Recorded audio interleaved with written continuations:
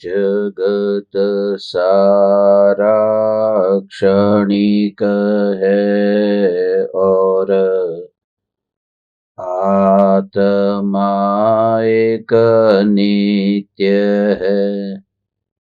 आत्मा का अनुभव बस एकमात्र नित्य है। कहन राज को कर नमन, करो महान यह काज। आप्त ज्ञान की प्राप्ति है, मंगलमय सुख सार। मंगलमय सुख सार।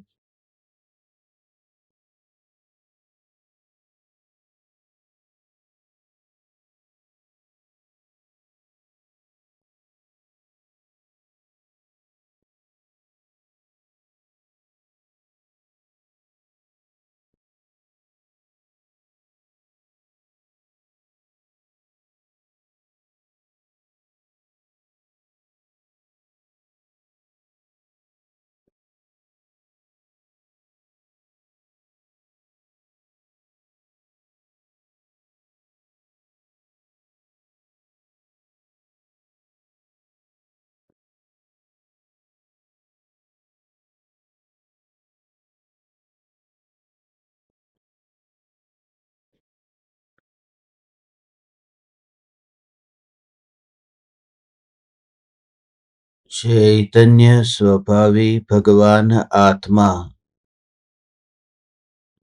स्वयं ही चैतन्य समयसार है।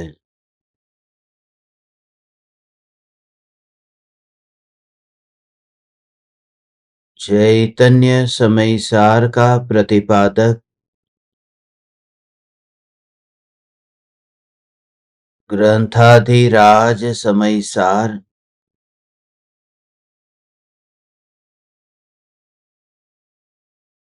स्वयं का स्वयं से मिलन कराने वाला ग्रंथाधिराज है।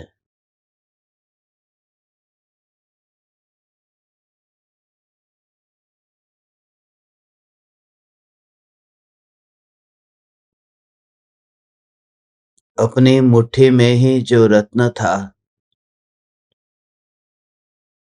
मगर मोह की गाढ़ निद्रा के कारण चित्र विचित्र स्वप्न देखकर उस रत्न की ओर मेरी दृष्टि न गई। मगर जिस समय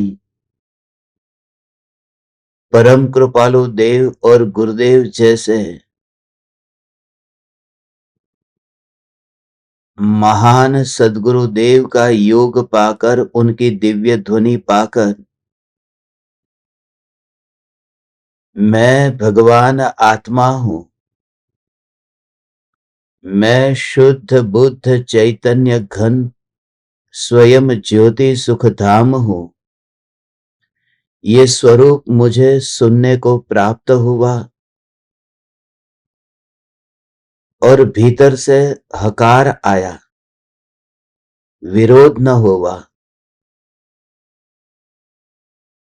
मैं आदिनाथ परमात्मा की दिव्य ध्वनि सुनकर मरीचि न हुआ। इससे महान सौभाग्य और क्या हो सकता है। उदय उदय सद्भाग्य। आचार्य कुंद कुंद देव ने इस ग्रंथाधिराज के निर्जरा अधिकार में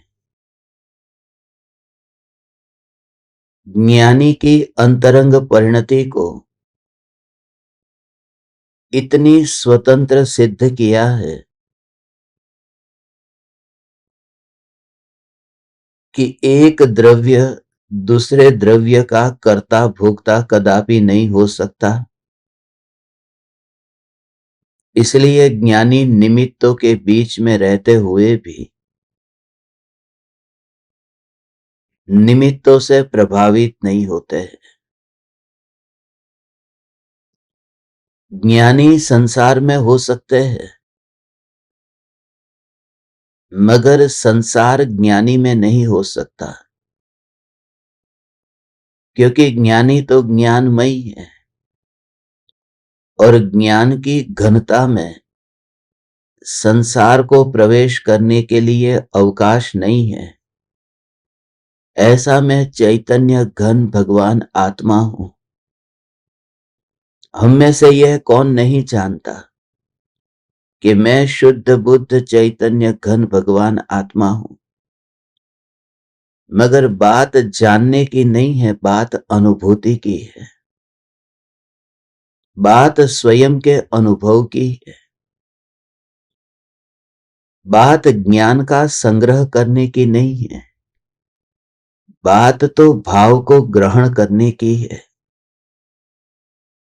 हे आचार्य कुंद कुंद देव, आपके द्वारा प्ररूपित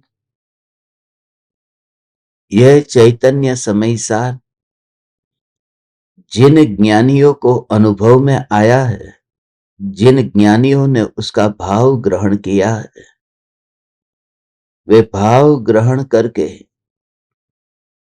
न्यायिक भाव को ग्रहण करके विकल्पों से अस्पर्शी अपने को अनुभव करते हैं। ज्ञान बाहर जाए और जगत के पदार्थों को जानने में परिणमित हो, उससे पहले ही दृष्टि को अंतर्मुख कर दिया।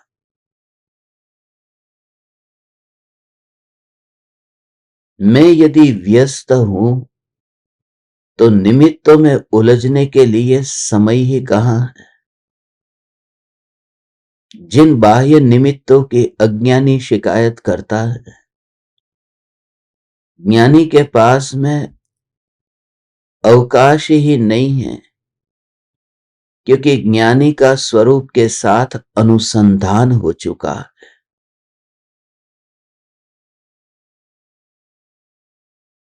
स्वरूप से अनुसंधान होते ही ज्ञानी अन्य कहीं पर भी दिखाई नहीं देता।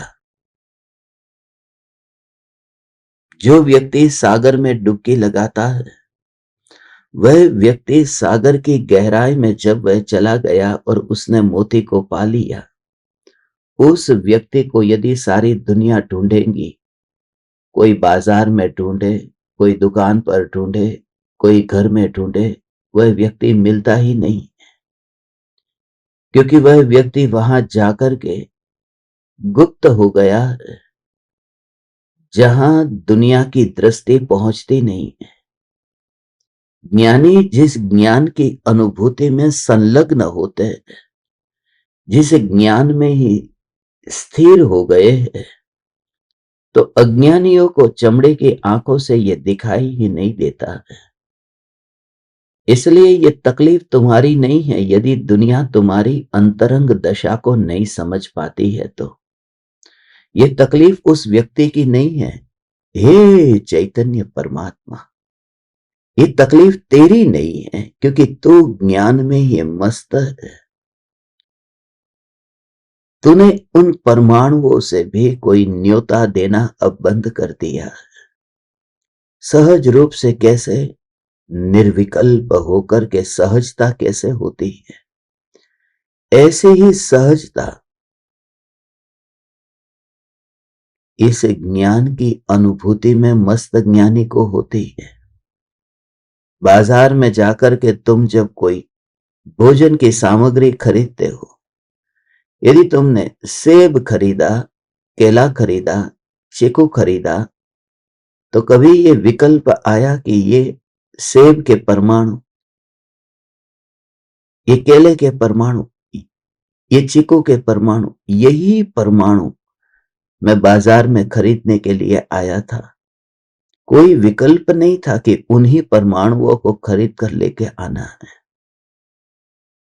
फिर वही परमाणु खेत में से उस दुकान पर पहुंचे, किसी और दुकान पर नहीं पहुंचे। फिर तुमने उन परमाणुओं का भक्षण किया। फिर तुम्हारे परिवारजनों ने भी उन परमाणुओं का भक्षण किया, मगर उनकी थाली में अलग फल गया, तुम्हारी थाली में अलग फल आया। अब तुम्हें जाना है अमेरिका, तुम्हें जाना है सिंगापुर, तुम्हें जाना है लंदन, तुम्हें अलग अलग देशों में, अलग अलग शहरों में जाना। वे परमाणु भी तुम्हारे पेट में फिर उन देशों में चले गए, और बिना किसी विकल्प के ये जो परमाणुओं की व्यवस्था है, ऐसे ही ज्ञानी को विकल्प की व्यवस्था दिखती है। इसलिए उन विकल्पों को तू बांधता नहीं है, ऐसा तो देख, तेरे पास में ऐसी कोई सुविधा नहीं। जैसे समुद्र के किनारे पर जो ठंडी हवा बहती है, और तू तेरी लकड़ी की पेटी में उस ठंडी हवा को भर करके उस समुद्र के किनारे से किसी और गांव में लेकर जाना चाहे, अपने घर के भीतर लेकर जाना चाहे, तो समुद्र की वह बहती हवा वो वहां से तेरी पेटी में आएगी नहीं, तो घर तक कैसे पहुंचेगी। ऐसे ही जो तुझे दिन भर रात भर जो विकल्प चलते हैं, उन विकल्पों को तू ज्ञान की पेटी में इकट्ठा नहीं कर सकता है। ज्ञान में तू उन्हें ग्रहण नहीं कर सकता है।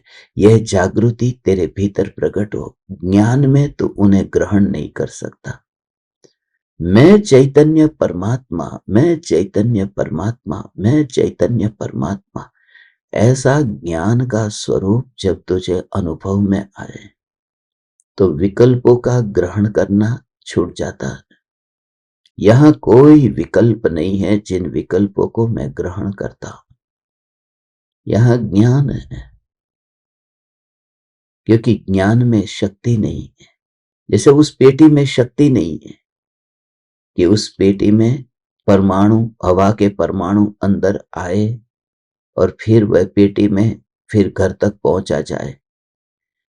हे चैतन्य परमात्मा, इस ज्ञान की अनुभूति में इतना अभेद होता हुआ ज्ञानी निमित्तों के कारण प्रभावित नहीं होता। यह बात आचार्य कुनकुन देव यहां 4 गाथाओं में एक साथ कहते हैं। शंख का दृष्टांत देकर के, शंख है वह सफेद रंग का है, वह काला नहीं हो जाता। शंख अनेक पदार्थों का भक्षण करता है, मगर पदार्थों का भक्षण करने की वजह से वह शंख काला नहीं होता।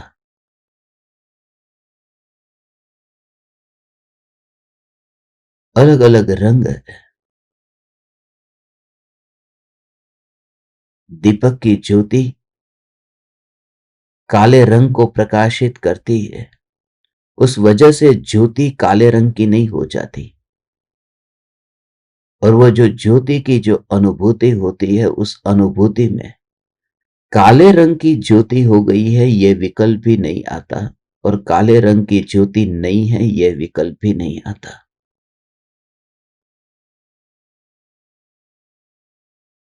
सिर्फ प्रकाश की अनुभूति होती है। कभी आपको यह भाव आया कमरे में जाकर के, जब आपको बताया कि बस वहां पर रंग का विकल्प नहीं आया, बिजली चली गई थी, फिर बिजली आई या नहीं आई, किसी ने आपको कमरे में भेजा, जाओ जाकर के देखो बिजली आई या नहीं, और आप गए और आकर के सीधा बता दिया कि हाँ बिजली आ गई। कौन सा रंग देखा बिजली का? उस प्रकाश का रंग क्या है? क्या वह काले रंग की थी? ऐसा विकल्प आया। क्या वह पीले रंग की थी? यह विकल्प आया। विकल्प नहीं आया। कौन से रंग की? बिजली है। प्रकाश मात्र को देख करके वापिस आ गए। उसे कहते हैं कि तुमने प्रकाश की सत्ता को देखा, उनके विशेषों में नहीं गए। सम्यक दृष्टि जो ज्ञान को देखता है, वह ज्ञान को विशेषों में, विशेष आकार में जाकर के नहीं देखता। वह ज्ञेयों को नहीं देखता, वह ज्ञेयों को जानने वाले उस ज्ञान के आकार के विशेषों को भी नहीं देखता। वह मात्र स्वभाव को ग्रहण करता होने से वह अपने में संलग्न है। वह वही है और कुछ भी नहीं है, वह वही है। और उस स्वरूप को जो तुम देखो तो फिर तुम्हें वह पता ही नहीं है, बिजली चली गई, कौन सा रंग चला गया, कौन सा रूप चला गया, ये भाव ही नहीं आता। अनुभूति में वह विकल्प नहीं आता। तुम्हारा गिलास तेल का गिलास है, उस तेल के गिलास में कभी ये विकल्प भी नहीं आया कि इससे पहले कौन कौन सा शरबत इस गिलास में आया था, मगर वह तो दिखाई भी नहीं देता। कांच का गिलास जिसमें शरबत दिखाई भी देता है, घर में जो कांच का गिलास पड़ा है उसमें तो दिखाई भी दिया और आया भी, मगर फिर भी वहां कोई निशानी नहीं छूटी है। जैसे दर्पण पर पदार्थों की निशानी नहीं छूटती, जैसे गिलास में शरबत की निशानी नहीं छूटती, जैसे दर्पण में पदार्थों का जो प्रतिबिंब पड़ा मगर अंदर नहीं गया, जैसे गिलास में शरबत आया मगर गिलास के अंदर नहीं चला गया, जैसे ज्योति में वहां पर सांप की कोई निशानी नहीं है, सिर्फ प्रकाश देखा और बाहर आ गए। क्योंकि प्रकाश देखने के लिए कहा था, वहां सांप है कि नहीं ये देखने को नहीं कहा था। सिर्फ कमरे में गया, बिजली आ गई और प्रकाश है, बस। ये जलता हुआ ज्ञान का दीपक भी ऐसा ही है, सिर्फ प्रकाश मात्र को। मगर लाभ क्या है इसमें, आनंद क्या आएगा? यदि मैं देखो कि कमरे में प्रकाश है तो उसमें आनंद इसलिए आता है क्योंकि मुझे वहां कमरे में बैठ करके पढ़ना है, कमरे में कुछ काम करना है, तो मैं खुश भी होता हूं कि अच्छा हुआ, चलो बिजली आ गई, लाइट आ गई। मगर ज्ञान में प्रकाश, ये चैतन्य प्रकाश, मैं चैतन्य मात्र हूं, उसमें आनंद क्या आएगा? जब तुम पहचान भी लोगे कि मैं ज्ञान मात्र हूं तो आनंद क्या आएगा? ज्ञान मात्र का आनंद वह निराकुलता का आनंद है। क्योंकि जैसे ही तुम पहचानते हो कि मैं ज्ञान मात्र हूं, तो जो भ्रम था कि मैं विकल्प रूप हूं, ये भ्रम छूट गया। आनंद प्रकट नहीं होता, अज्ञान और दुख का आवरण हट जाता है। ज्ञान प्रकट होते ही अज्ञान और दुख का आवरण हट जाता है। कुछ नया अंदर से नहीं आता, जो था वही वही वही वही वही वही व्यक्त होता है। कहीं बाहर से कुछ भी नहीं आया। चट्टान हटी, झरना बहा, वो झरना कहीं बाहर से नहीं आया, जो था वह व्यक्त हुआ। चदर हटी, वह व्यक्ति अभी दिखाई दे रहा है कि खुली आंख से वह देख रहा है, जाग रहा है। वह व्यक्ति कहीं बाहर से नहीं आया, वो चदर के पीछे ही था, सिर्फ सोया हुआ हमें दिखाई देता था। वह व्यक्ति अब जागा, जागा हुआ दिखाई दिया। ऐसे ही वो जो ज्ञान है, जब अनुभव में आया तो निराकुलता है। आनंद का दूसरा नाम निराकुलता है। मैं ज्ञान मात्र हूं, इसमें आनंद क्या है? हे चैतन्य चैतन्य चैतन्य चैतन्य चैतन्य चैतन्य परमात्मा, ये आनंद है। ये आनंद निराकुलता का दूसरा नाम आनंद है। क्योंकि जो आकुलता होती है वह आकुलता तो विकल्प स्वरूप मान करके होती है।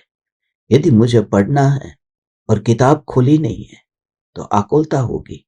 फिर किताब नजदीक लाओ, दूर ले जाओ, दिखाई नहीं देता, चश्मा चाहिए, फिर वो चश्मे का नंबर कितना है। ये कुछ कार्य करना हो तो फिर अनंत विकल्प होंगे। यहां कोई कार्य नहीं करना है, यहां पर मात्र मैं हूं। इसलिए तेरा लोक तू ही पहचानता है। तू बीच बीच में गायब जो होने लगा है, मैं तेरे चेहरे को देख करके पहचान रहा हूं।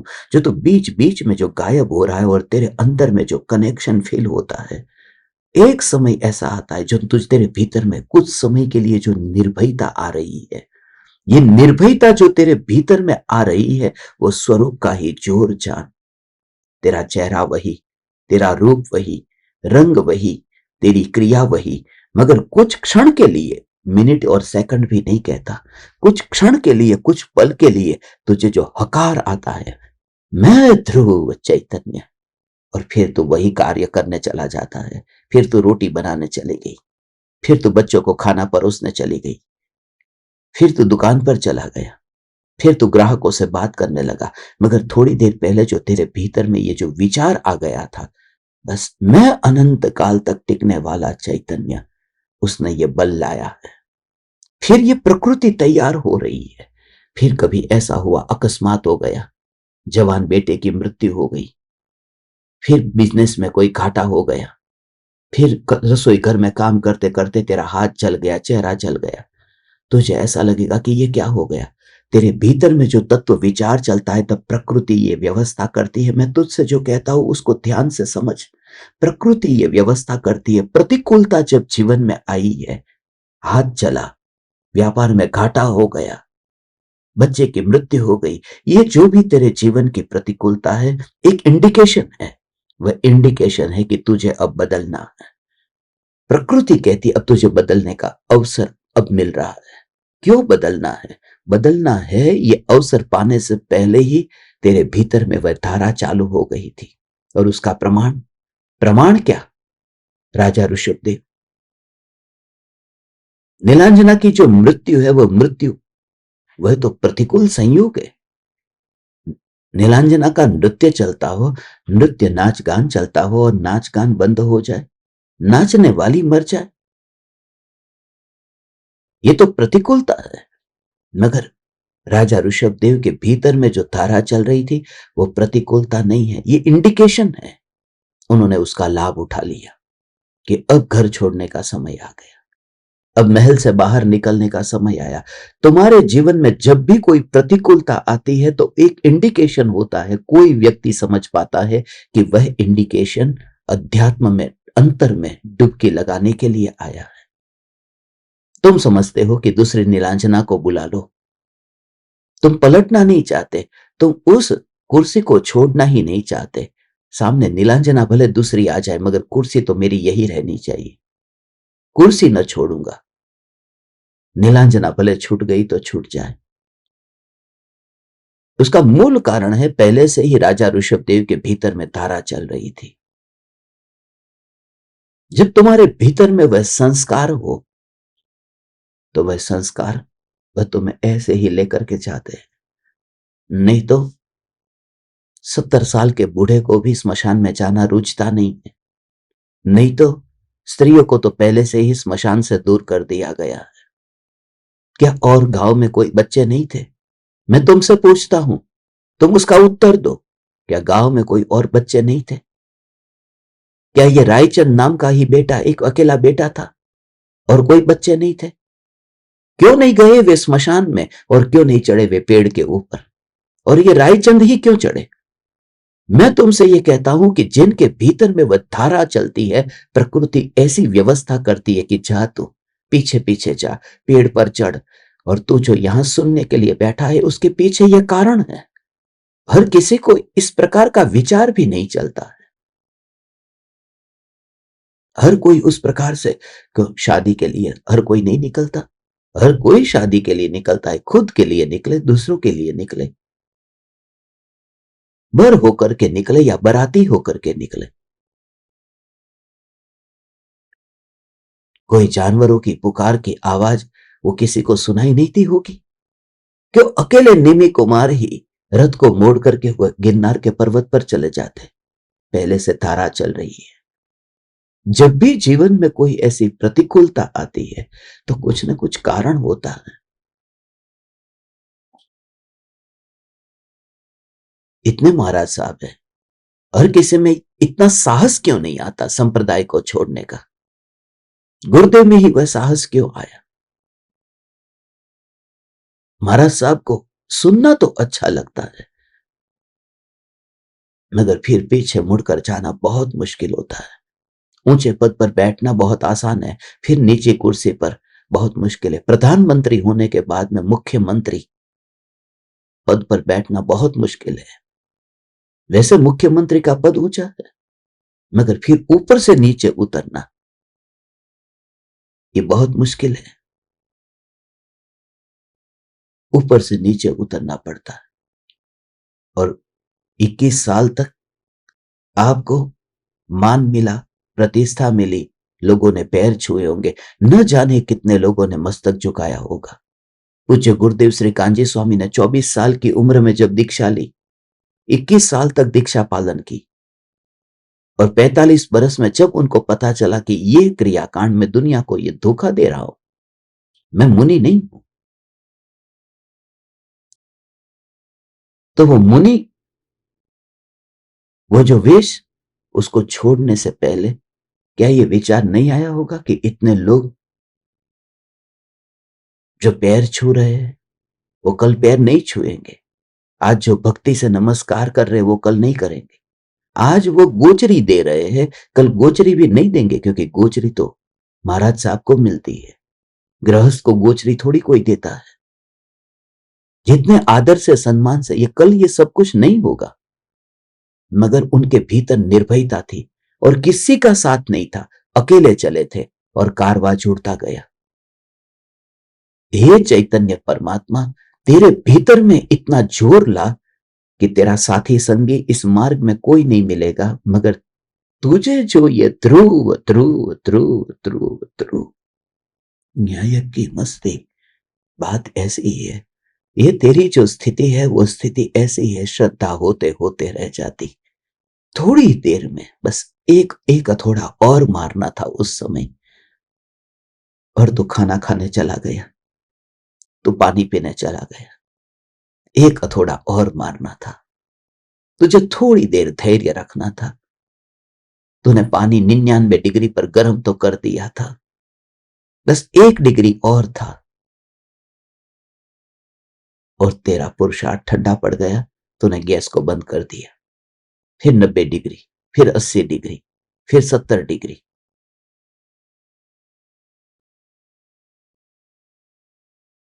ज्ञान ज्ञान ज्ञान ज्ञान ज्ञान ज्ञान, ये ज्ञान की अनुभूति जिनको होती है, बस इतना ही है और ज्यादा कहां, बस इतना ही है और ज्यादा कहां। धन्य है बस, ओ हो, इतना ही है बस, ओ हो। हे परम कृपालु देव, गृहस्थ दशा में रह करके गृहस्थी का रंग आपके ऊपर न चढ़ा, ज्ञानी पर राग का रंग चढ़ता नहीं है, राग तो होता है मगर राग का रंग नहीं चढ़ता। यही तो है, गोरा व्यक्ति यदि काला कपड़ा पहन लेगा तो कोई काला नहीं हो जाता, काला कपड़ा, शरीर अलग है। ऐसे ही वो जो शंख है, वो शंख रंग वाला है, वो शंख आहार को ग्रहण करता है। शंख तो पता है ना, समुद्र के किनारे पर आपको बहुत बार शंख मिले होंगे, लोग अपने अपने घर में भी रखते हैं शंख को शुकन समझ करके, मगर शंख को रखने वाले को यह पता नहीं है कि शंख जो है वह मांस है। जितना मांस मांस रखने का पाप जितना लगता है, उतना ही शंख रखने का पाप लगता है।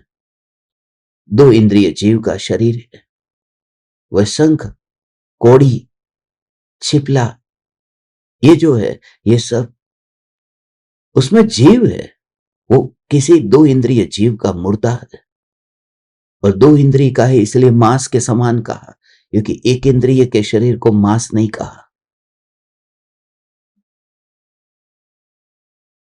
जैसे पानी है वो एक इंद्रिय का शरीर है, जैसे वनस्पति है एक इंद्रिय का शरीर है, उसमें मांस भक्षण का दोष नहीं लगता। 2 इंद्रिय से पंचेंद्रिय जीव के शरीर में, वहां उसके भक्षण में मांस भक्षण का दोष लगता है। अपने घर में मुर्दे को रखा है, सजा करके शोकेस में रखा है, शो पीस के रूप में रखा है। उस शंख के बारे में कहते हैं शंख सफेद रंग का है।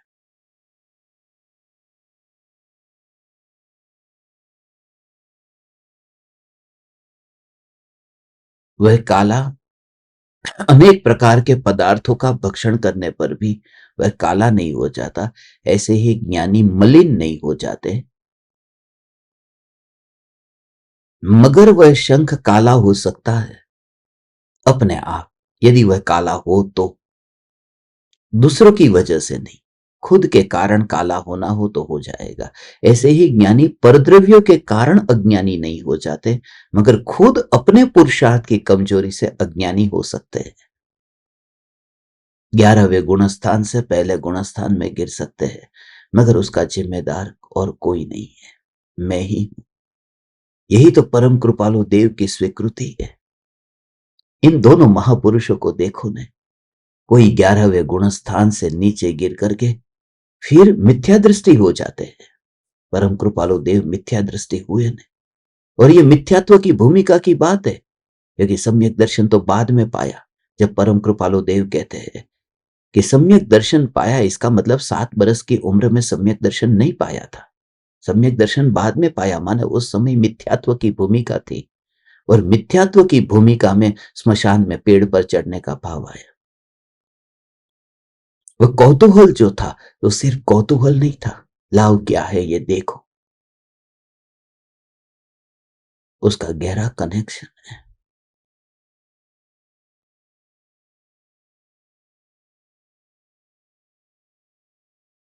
वह सिर्फ कौतूहल नहीं है। और उस स्मशान में जाने वाले बहुत से लोग थे। कितने लोग स्मशान में गए थे, मगर हर किसी को तो ये बोध नहीं हुआ ना। अरे स्मशान में लकड़ी को बेचने वाला, लकड़ी को जलाने वाला, वो चिता को जलाने वाला, वह जो काम करने वाला वहां व्यक्ति है, उसको भी ये भाव नहीं आता। और 7 साल के बच्चे को ये कनेक्शन मिल गया। इस भव का कनेक्शन पूर्व भव से मिल गया, जाति स्मरण हो गया। ये हो गया। जाति स्मरण की महिमा नहीं है, कुत्ते को हो सकता है। कुत्ते को जाति स्मरण ज्ञान हो जाए, वो आपका पीछा करता करता आपके पीछे आपके घर तक पहुंच जाए, कुत्ते को जाति स्मरण ज्ञान हो सकता है। मगर कृपालु देव का जाति स्मरण ज्ञान, मैं सिद्धों की जाति का सिद्ध हूं, इसके लिए था। उन्होंने उस जाति स्मरण का उपयोग करके स्वरूप के स्मरण में उन्होंने उपयोग कर लिया। ये गाथा है 220 से लेकर 223 तक, 4 गाथाएं है। इन 4 गाथाओं को शंख के दृष्टांत से समझाया है। हमें ज्ञानी को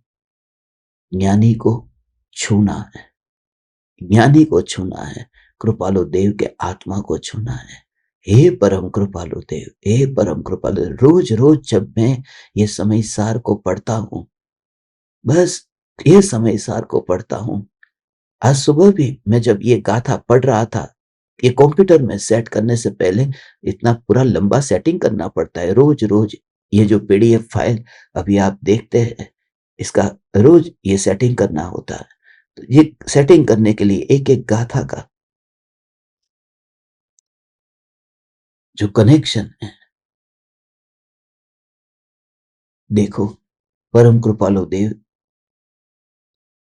की दशा, गुरुदेव की दशा और आचार्य कुंद कुंद देव की दशा यहां पर कैसे बताते हैं।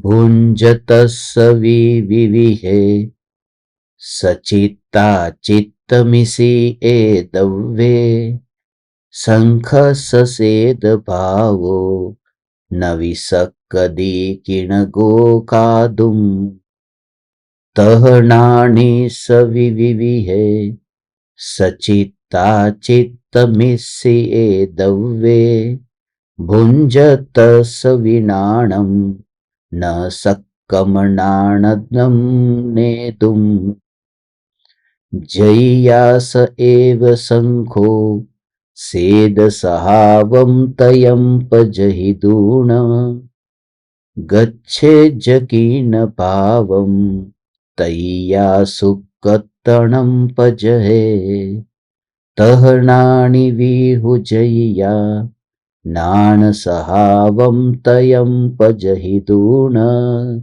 अनानेन परिणतो तय्या अनानदं गच्छे।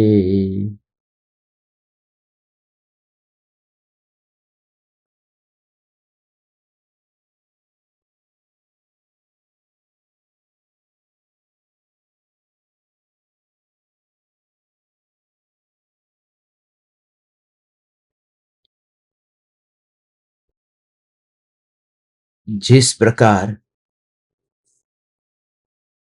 अनेक प्रकार के सचित्त, अचित्त और मिश्र द्रव्यों को भोगते हुए, खाते हुए भी शंख का श्वेत भाव कृष्ण भाव को प्राप्त नहीं होता।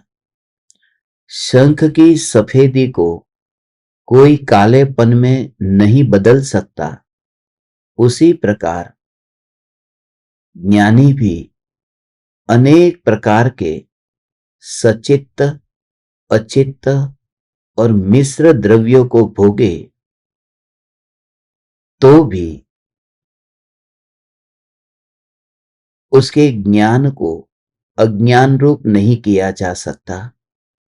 जिस प्रकार जब वही शंख स्वयं उस श्वेत भाव को छोड़कर कृष्ण भाव कालेपन को प्राप्त होता है, तब काला हो जाता है। उसी प्रकार ज्ञानी भी जब स्वयं ज्ञान भाव को छोड़कर अज्ञान रूप परिणमित होता है, तब अज्ञानता को प्राप्त हो जाता है। 4 गाथाओं में 2 गाथा दृष्टांत है और 2 गाथा सिद्धांत है। पहली गाथा में एक दृष्टांत है, फिर दूसरी गाथा में सिद्धांत है, तीसरी गाथा में दृष्टांत है और चौथी गाथा में सिद्धांत है।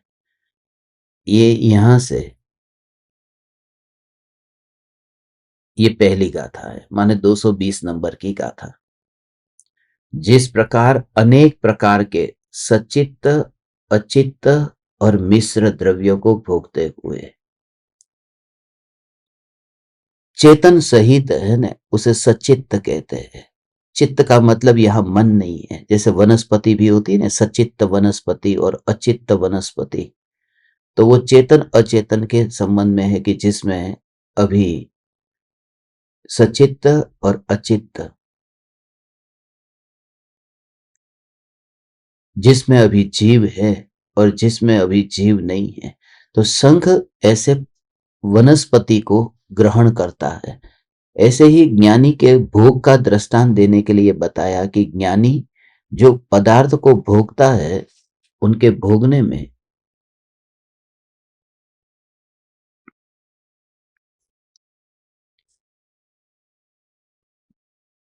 तीन प्रकार से वो कहते हैं कि सचित्त को भोगता है, अचित्त को भोगता है और मिश्र को भी भोगता है।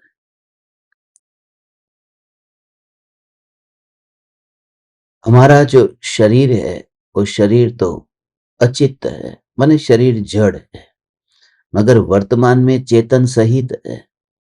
तो ये चेतन सहित होने से वर्तमान में यह शरीर मिश्र है और इसमें चेतन भी है, मात्र आत्मा। तो इस अपेक्षा से वो चेतन भी है, यहाँ जड़ भी है और दोनों का मिश्रण भी है। अब जीव के साथ में जो ऋणानुबंध है, वो शरीर के साथ में नहीं है। तो इस तरह से हमारा सभी का एक दूसरे के साथ में जो ऋणानुबंध है, वो चेतन के संबंध में है। ज्ञानी को अब माता मिले, पिता मिले, कृपालु देव को माँ मिली, पिता मिले, भाई मिला, बच्चे मिले, तो ये सब लगता है कि वह तो चेतन को भोगते हैं, लगता है कि वे तो घर को भोगते हैं, मगर उनका जो भोगना है वह ज्ञान को भोगना है। वो वास्तव में अपने को जाता हुआ देखे तो भोगे नहीं।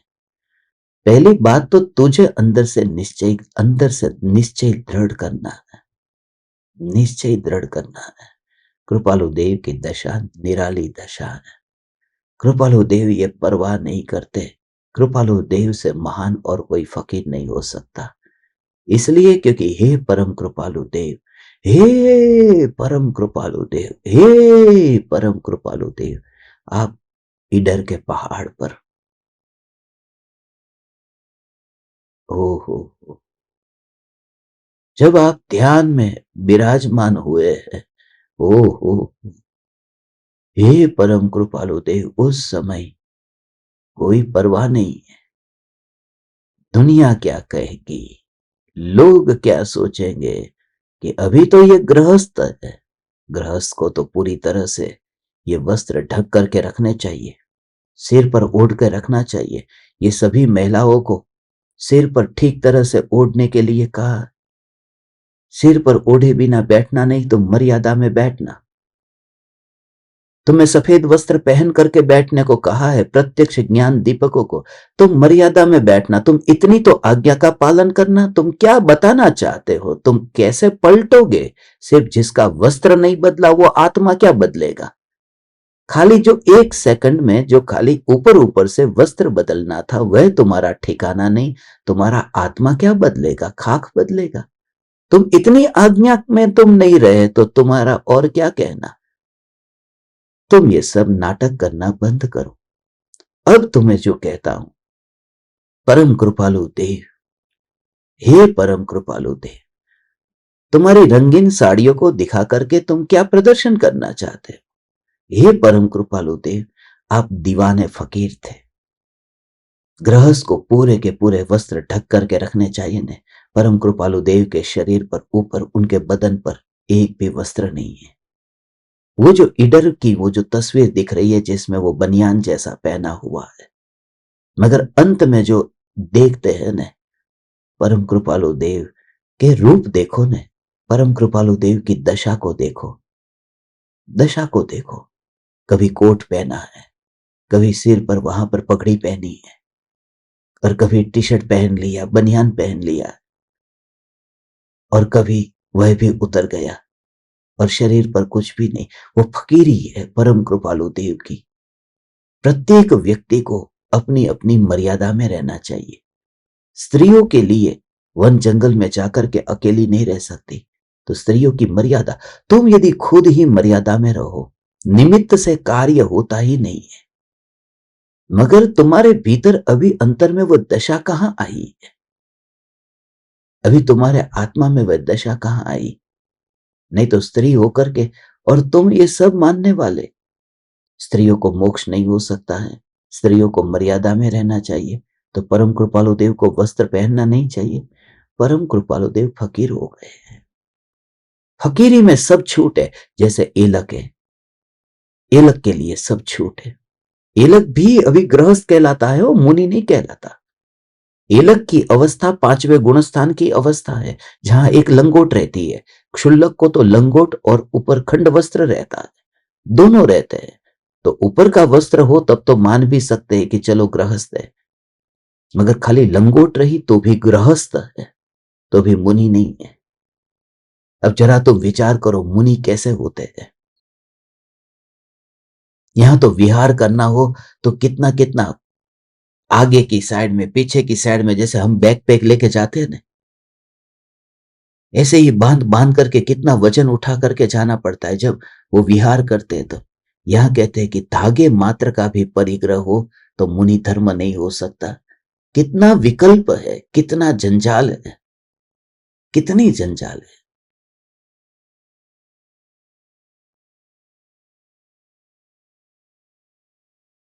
इतनी तो जंजाल है। पर के साथ में 2 जोड़ी कपड़े रखने में इतनी जंजाल होती है, इसलिए मैं एक जोड़ी कपड़ा लेकर के ही निकलता हूं। कौन कुर्ता पजामा लेकर के निकले? ये सब कौन घुमा फिराए कुर्ता पजामा को? एक ही टी शर्ट लेकर के निकलो, बस, झंझट ही नहीं। मगर फिर किसी को मिलना हो तो, क्योंकि रोज रोज एक ही टी शर्ट पहनोगे तो गंदा हो जाएगा, बदबू आएगी। तो एम्बेसी में जाना है, हाई कमीशन में जाना है, कॉन्सुलेट में जाना है, तो क्या करना कि परफ्यूम छिड़क देता हूं। जो काम 2 सेकंड में हो जाता है उस काम के लिए छिड़क देता हूं परफ्यूम, खत्म। मगर उतना भी तो गुलामी करनी पड़ती है कि परफ्यूम इस बार छूट गया मेरा। इसलिए परम कृपालु देव दीवाने पुरुष है। हे परम कृपालु देव, आप जैसे हम कब होंगे? और होंगे, अब वह दिन दूर नहीं है, वह दिन दूर नहीं है, वह दिन दूर नहीं है। वह हमारी फकीरी होगी। ओ हो ओ हो।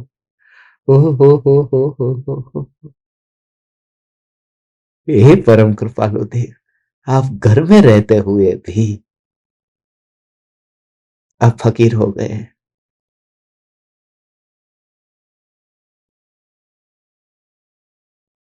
वस्त्र पहनते थे कृपालु देव, नहीं पहनते थे ऐसा नहीं।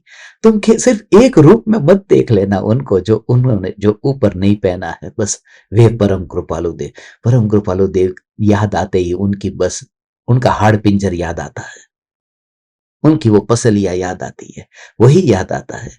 अकेले वही कृपालु देव नहीं है। कृपालु देव ट्रेन में यात्रा करते थे, घोड़ा गाड़ी में यात्रा करते थे। परम कृपालु देव जब ये यात्रा करते थे तो कोई बिना टी शर्ट के बिना कपड़े के यात्रा नहीं करते थे, ऊपर कपड़ा पहनते थे, ट्रेन में ऐसे ही नहीं चले जाते थे। मैं ये कहता हूं कि ज्ञानी के रंगीन वस्त्र होने पर भी ज्ञानी का ज्ञानीपना नहीं छूटता। ये सफेद वस्त्र तुम्हें ज्ञानी नहीं बना रहा है, ये तो तुम आज्ञा में रहते हो कि नहीं, उसकी चाबी है खाली, और कुछ भी नहीं है। सफेद कपड़ा पहन करके तुम्हारे अंदर में सफेदी थोड़ी आएगी।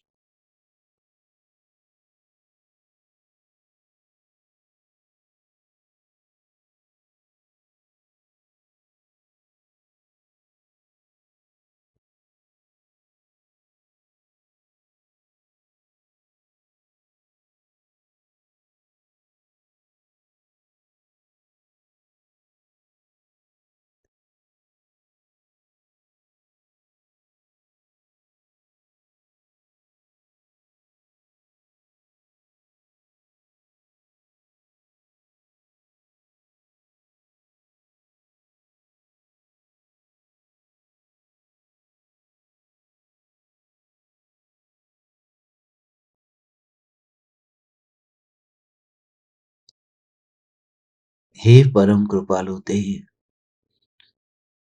हे परम कृपालु देव। ओ हो। हे परम कृपालु देव। ओहो। समय सार ये कहता है, 11वें गुणस्थान से पतन होता है तो बाहर के निमित्तों की वजह से नहीं, स्वयं की ही पुरुषार्थ की कमजोरी की वजह से जीव नीचे गिरता है। कोई निमित्त नीचे गिराता नहीं है। इसलिए दुनिया पर तो आरोप लगाना बंद ही कर दिया। हो हो। दुनिया पर आरोप लगाना बंद कर दिया भगवान। निमित्त की वजह से हुआ, मेरा निमित्त की वजह से नहीं। ओ हो, पता ही नहीं चलता। ओ हो। ये भक्षण करने से, ये भक्षण करने से वो शंख है, वो काला नहीं हो जाता। भक्षण करने से शंख काला नहीं हो जाता। आप जैसा भोजन करेंगे ऐसा आपका शरीर का रंग हो जाएगा क्या? समझो, हरी सब्जी खाते हैं, हम तो हरी सब्जी खाने वाले लोग हैं, और हमारा में से किसी का भी चेहरा हरे रंग का नहीं है। तो वो जो हरे रंग की मिर्ची इतनी पेट में गई थी, चेहरा हरा क्यों नहीं हुआ? और ऐसा यदि हो जाता तो पीले रंग की शिमला मिर्ची खाकर पीला भी हो जाना चाहिए। वो पर्पल कलर की शिमला मिर्ची, अब तो कितने तरह तरह के रंग वाली शिमला मिर्ची आ गई। तो जो पेट में गया उसकी वजह से हमारी चमड़ी ऐसी हो जाती, तो फिर हमारा सबका चेहरा अलग अलग रंग का होता। यहां तो रंगीला चेहरा, रंगीले मनुष्य होते। तो वो कहते हैं कि क्या पेट में गया है उसकी वजह से रंग नहीं बदल जाता। तो तुम्हारे भीतर में जो राग द्वेष के भाव जो तुमने भक्षण किया है, क्रोध का भक्षण किया, मान का भक्षण किया, उस वजह से तुम्हारा जो शुद्ध चैतन्य स्वरूप अनुभव में आया है, तुम ज्ञानी हुए हो, वो ज्ञानीपना बदल नहीं जाएगा। ओ हो, वो ज्ञानीपना नहीं बदल जाएगा। हे चैतन्य के दीवाने, तेरा ज्ञानीपना नहीं बदल जाएगा। ओ हो, ओ हो। कुछ भी हुआ। हो। सब्जी बनाई, सब्जी जल गई। अब जली हुई सब्जी खाने से किसी का चेहरा जलता है? जली हुई सब्जी पेट में चली गई।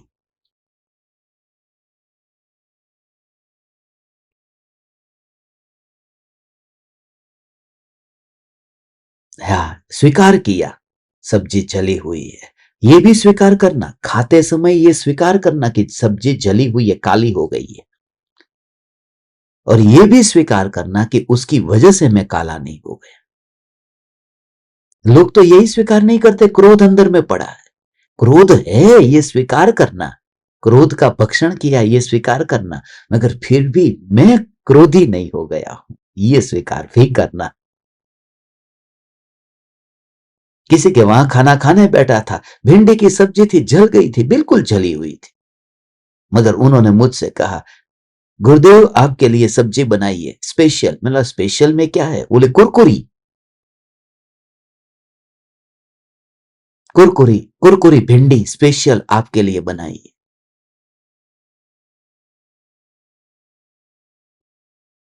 ऐसे ही मेरे हाथ से भी एक बार सब्जी जल गई थी और ज्ञान दीपक आए उमराला में, मैंने परोसा, मुझे तो पता था जल गई है और मैं बोल भी रहा था कि आज मेरे से सब्जी जल गई है, मगर उन्होंने क्या, उन्होंने कहा नहीं नहीं नहीं, ये सब्जी जली नहीं है, आजकल तो इसका ट्रेंड चल रहा है, ये फैशन है इसकी, स्मोक फ्लेवर का खाना रेस्टोरेंट में स्पेशली ऑर्डर किया जाता है, ये स्मोक फ्लेवर है।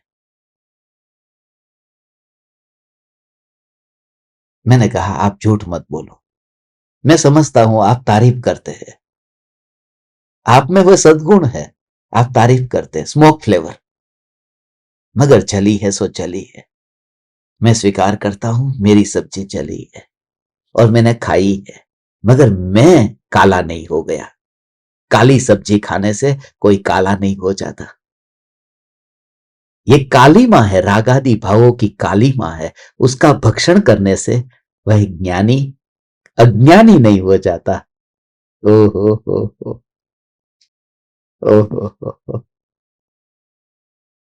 ओ हो।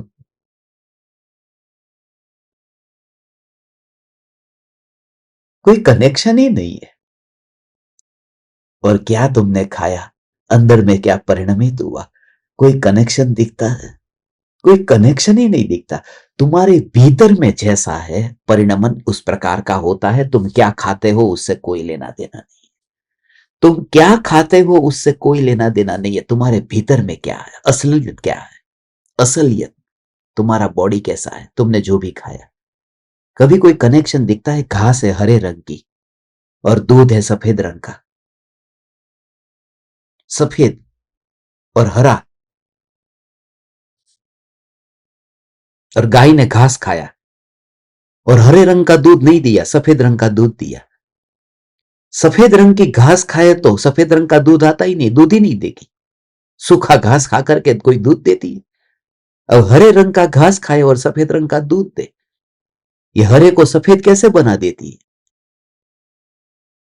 उसमें कुछ ऐसा है, वो उसमें गाय के अंदर कुछ ऐसा है।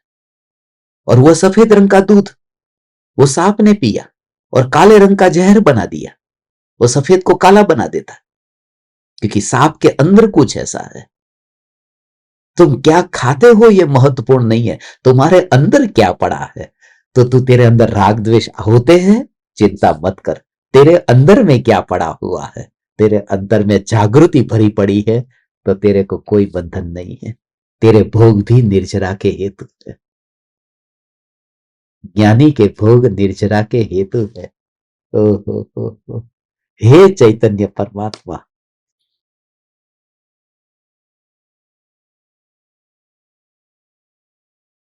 ये असली कारण है, ये जो असली कारण है कि तुम्हें अंदर से पलटना है, बाहर से तो कुछ भी करो कुछ नहीं होगा।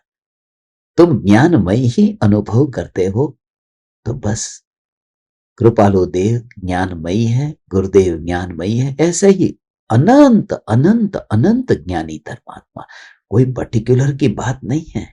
ओ हो, हे परम कृपालु देव, हे परम कृपालु देव।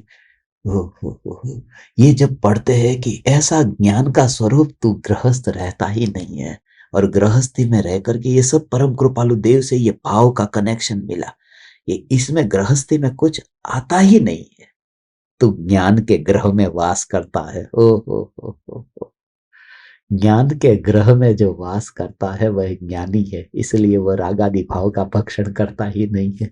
राग होते हैं, ओ हो, ऐसा हो, ऐसा है, क्या करे तुझे बोल, ओ हो, ओ हो, ओ हो, ओ हो। वो राग का भक्षण ज्ञानी करता ही नहीं है। ओ हो, मैं क्या करूं, मैं क्या करूं, अंदर में हो। कैसी गजब की बात है भगवान। ओ हो। सैनिक राजा नरक में है। अब वैतरणी नदी बहती हो तो सैनिक राजा को वो खून का पाप लगेगा कि नहीं लगेगा? खून की वैतरणी बहती है। अरे वैतरणी बहती है मगर राजा सैनिक वो खून थोड़ी पी रहे हैं। ओ हो। बहना अलग बात है, राग द्वेष का भाव बहना अलग बात है, और उसको अंदर में अनुभव करना वो अलग बात है। ज्ञानी को राग गा, हे परम कृपालु देव, हे परम कृपालु देव, हे परम कृपालु देव, जे सदगुरु उपदेश थी पाम्यो केवल ज्ञान, गुरु रहा छदमस्त पण विनय करे भगवान। बस ये अहोभाव आज 19 तारीख है ना, ये 19 तारीख है, आज 19 तारीख है ना, 19 तारीख ही है और 19वीं गाथा है। हे परम कृपालु देव, क्योंकि ये स्वरूप आपने जो समझाया ने, बस ओ हो। आज तो कृपालु देव से बात कर रहा था, आज तो सुबह उठते ही बात कर रहा था, क्योंकि रात को यही कृपालु देव, हे कृपालु देव मेरे पास में है, हे कृपालु देव। इतने ज्ञानी हुए मगर मैं आपको क्यों बार बार याद करता हूं, क्योंकि आपने मेरा दिल जीत लिया है। कृपालु देव से एक शिकायत सुबह कर रहा था, कृपालु देव से ये मेरी शिकायत थी कि हे परम कृपालु देव, मेरे पास में एक ही दिल है, मेरे पास में एक ही दिल है, और वो तो आपने जीत लिया। अब कितनी बार जीतोगे एक ही दिल को, कितनी बार जीतोगे? क्योंकि हर बार कोई ना कोई वाक्य पढ़ता हूं, कितनी बार इस दिल को जीतोगे आप? ओ हो। आपकी वाणी, आपका ओ हो। हे परम कृपालु देव, आदे आदि आज थी वर्तो प्रभु आदीन। बस तब तो मैं ये भक्ति जो कृपालु देव के प्रति, ये जो भक्ति तुम्हें अंतर में ऐसी उठेगी न, उस भक्ति को तू भक्षण नहीं करेगा, भक्ति का भक्षण नहीं करेगा। तूने प्रतिज्ञा ले ली कि भक्ति का भक्षण तू नहीं करेगा। तू भगवान को भोगने वाला तत्व है, तो भक्ति को नहीं भोगता है। ओ तो भगवान को भोगता है, तो भक्ति को नहीं भोगता है। ज्ञानी अर्थात जो भगवान का भोग करे, अज्ञानी जो भक्ति का भोग करे, क्योंकि भगवान द्रव्य है और भक्ति पर्यायी है। भगवान त्रिकाली है, भक्ति क्षणिक है। भगवान शुद्ध है और भक्ति आत्मा का राग अशुद्ध है। भगवान निराकुल है, भक्ति में आकुलता है। ये भक्ति आई और चली गई मगर भगवान टिका हुआ रहा। ऐसे भगवान, ऐसे कृपालु देव, आपके चरणों में हम अनंत अनंत वंदन करते हैं। ये मांस से वंदन करना अब हमें हमें शोभा नहीं देता। हे कृपालु देव, जब भी आपको ऐसा मस्तक झुकाता हूं तो ये मांस से ऐसे झुकना, ऐसा लगता है कि ये क्या कर दिया, ये क्या कर दिया। ऐसा सिर्फ मस्तक झुकाया और भक्ति, हे कृपालु देव, ऐसी भक्ति, ये मांस से आपकी भक्ति, ये आपका अनादर है। आप देव है, आप कृपालु देव है। कृपालु देव को मांस झुका करके ऐसे नमस्कार करना, ये भक्ति भक्ति नहीं है। हे कृपालु देव, मुझे जो अंतर में ज्ञान अनुभव में आ रहा है, यही अनुभूति सदा काल जो हो रही है, ये आपकी भक्ति है। उससे आपसे कनेक्शन मिलता है। हे कृपालु देव, उससे आपके साथ में हमारा कनेक्शन मिलता है। That is the Chaitanya connection, ये चैतन्य कनेक्शन। अब हम अमर भये ना मरेंगे, अमर भये ना मरेंगे। ओ हो ओ हो। दुबले पतले शरीर वाले कृपालु देव का कोई सहारा लेगा और तीर जाएगा। जो तिनके को दो टुकड़े नहीं कर सकते, जो खुद नदी में तैर नहीं सकते, सागर से क्या तैरेंगे, और जो खुद नहीं तैरेंगे वो हमें क्या तिराएंगे। शरीर को देखेगा तो देखेगा कि अरे दुबला पतला शरीर, मगर देवाधिदेव ऐसी दिव्यता को जो अंतर में अनुभव करता हुआ वह महापुरुष हमें छोड़कर गया ही नहीं। मैं जहां जहां देखो वहां कृपालु देव दिखते हैं।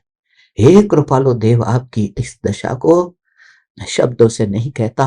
ओ माय गॉड, हे परम कृपालु देव, क्योंकि आपने जो दिया है और जो अनुभव में आ रहा है उसके पास में यह भक्ति की वैतरणी बहती है। और कोई भी व्यक्ति मध्य लोक से कितना भी नीचे गिरे, वो नीचा गिर करके वो वैतरणी में नहीं गिरेगा। ओ ओ ओ ओ सिद्धक उतर करके वैतरणी में गिरते हैं, सिद्ध उतर करके वैतरणी में गिरते हैं। मैं वैतरणी में गिरने वाला नहीं, तो तुम्हारी भक्ति अलग होगी और तुम्हारा ज्ञान का वेदन अलग होगा। फिर सब कुछ चलता हुआ ज्ञान का वेदन, ज्ञानमयी, ज्ञानमयी वैसा हो। बस वो स्वरूप अंतर में अनुभव में आता गया। बस ओ हो, वो स्वरूप अंतर में आता गया हो। स्वरूप अंतर में अनुभव अनुभव अनुभव अनुभव अनुभव अनुभव।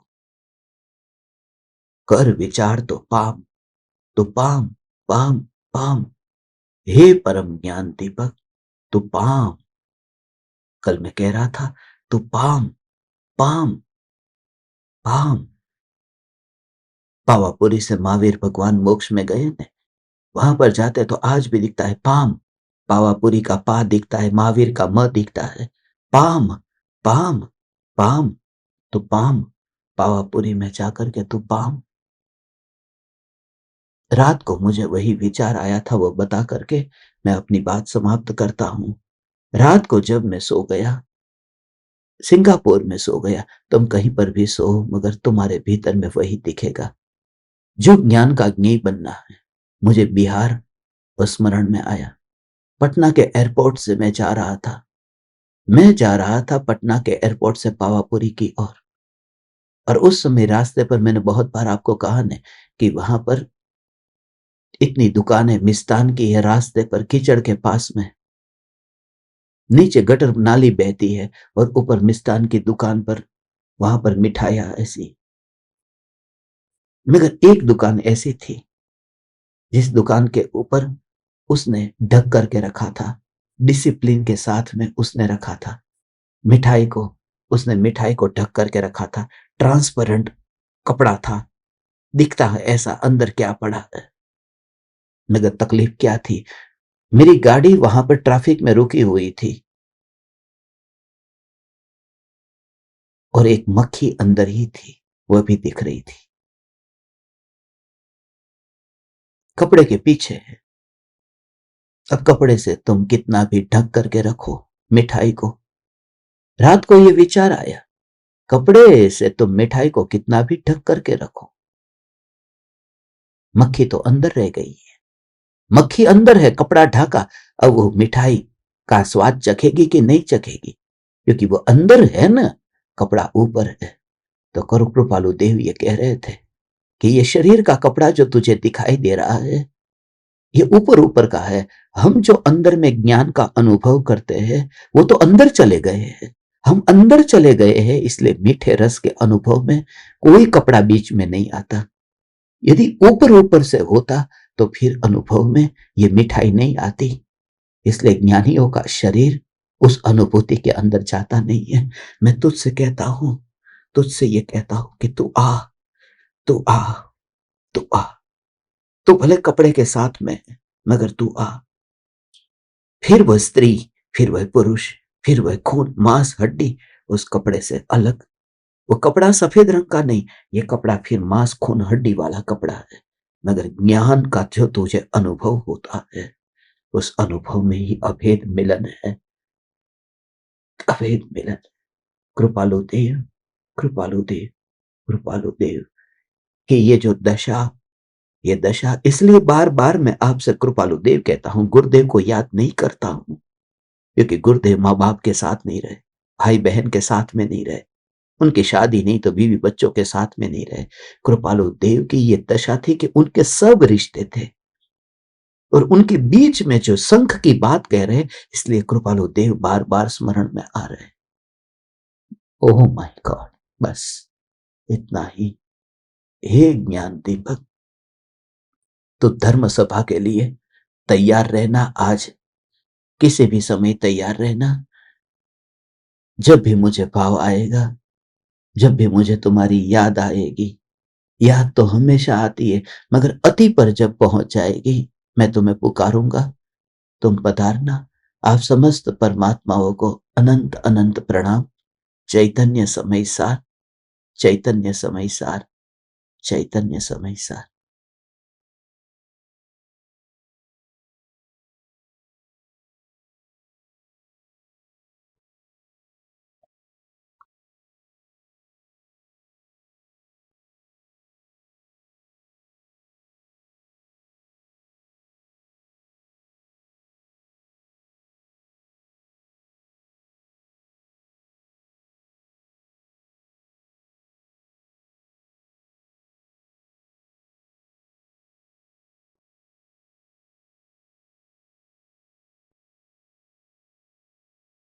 अहो अहो श्री सद्गुरु करुणा सिंधु अपार, इस पामर पर प्रभु किया अहो अहो उपकार, अहो अहो उपकार। देह सहित जिनकी दशा, वरते देहातीत, उन ज्ञानी के चरण